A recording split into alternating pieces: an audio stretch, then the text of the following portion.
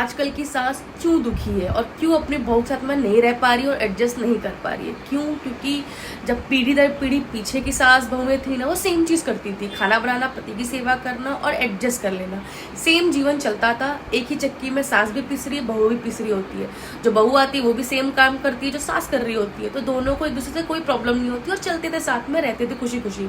लेकिन अब जो बहुएं आई हैं, जो पीछे की सास जो सिर्फ खाना पीना रहना और सोना करती थी, जो उनकी सासें भी करती थी, अब उनकी बहुएं जो आ रही है वो खाना बनाने के लिए नौकर रख रही, कपड़ा बर्तन धोने के लिए नौकर रख रही है और अपनी लाइफ जी रही है खुशी खुशी।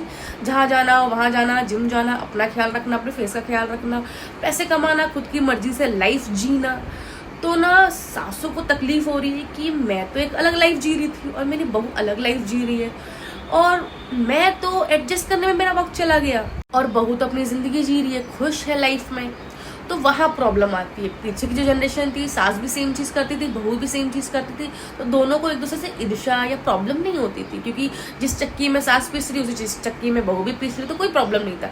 लेकिन इतना गैप आ गया कि एक सास जो कुछ नहीं करी, सिर्फ घर में खाना बना रही, खा रही है, सो रही है और उनकी बहू पूरी जिंदगी जी रही है, दुनिया जी रही है। तो इसलिए गैप आ गया है बहुत बड़ा कि सास बहू के साथ में नहीं रहना चाहती। उनको प्रॉब्लम ये नहीं कि वो खाना किसी और से बना रही, काम वाली रख रही है, घर नहीं संभाल रही है, नहीं।